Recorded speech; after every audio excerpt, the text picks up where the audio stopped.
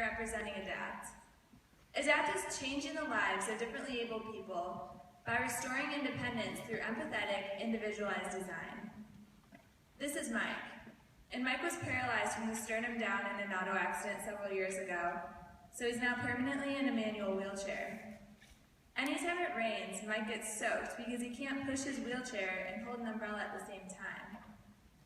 This is just one of many challenges people using wheelchairs face on a daily basis. There are 2.2 million people in the US using wheelchairs, 6.5 million with other assistive devices, and 33 million people with physical disabilities that make it difficult to carry out everyday tasks. For those of us who don't rely on assistive devices, we take for granted every day how easy it is to move.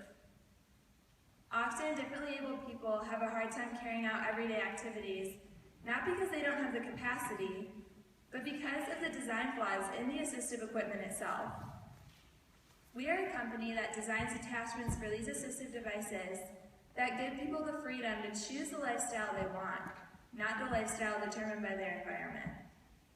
These attachments not only improve life quality, but also reduce the negative stigma typically associated with assistive devices by incorporating fashion into formally utilitarian concepts. Ultimately, we create adaptable solutions for independence. And here's the team working to do just that. As you can see, we have a wide variety of students, everyone from myself at the College of Engineering over to the Ross School of Business. Collectively, we use this wide skill set to achieve our goals. Now our designer, Sidney, from the School of Art and Design, will speak about our design process. So, at ADAPT, we follow an empathetic design process. And what that involves is observing our clients in everyday activities and asking questions about what we see to identify problem spaces to work in. From there, we begin sketches and sketch models as a way to facilitate conversation, not only about issues that we see come up, but also about potential solutions to those issues. As the prototypes begin to develop further, we not only test them ourselves, but we bring them back to the client to make sure we're getting through any possible errors in design to get the most intuitive design possible. So if you remember Mike, he's actually the executive director at Michigan Paralyzed Veterans of America, and we've been working closely with him to address some of these and work on some of these issues that we've seen come up. The first problem space that we're working on is that of manual wheelchair users not being able to move through the rain without getting soaked. So, shown in red is our first prototype for the product we call the Rain Guard. This prototype is a simple clip to attach an umbrella to a wheelchair. The final iteration will be sturdy enough to allow our clients to be protected from the weather. It'll be strong enough, well, there you go, twice as strong enough to protect our clients, beautiful enough that you'll want to show it off, and also small enough to fit in your pocket. Before we began 3D printing, we'd also worked in paper, foam, and wood to produce iterations both for the Rain Guard itself and also for other problem spaces that we're looking to address moving forward. This summer, thanks to the Optimized Summer Fellowship, we're planning to begin manufacturing the final iteration of the Rain Guard in addition to exploring other problem spaces.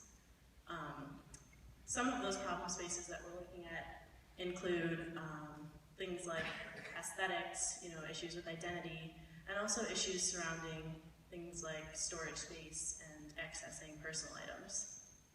In the long run, ADAPT wants to give people who use assistive devices the same opportunity at a high quality life afforded to those who don't need them at all. We really do not want people like Mike to have to worry about getting to their car in the rain. ADAPT will change what it means to live with an assistive device. Thank you.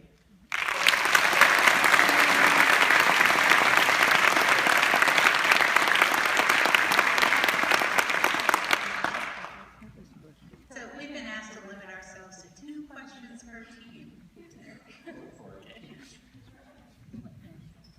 I was just wondering if there's any competition in this field.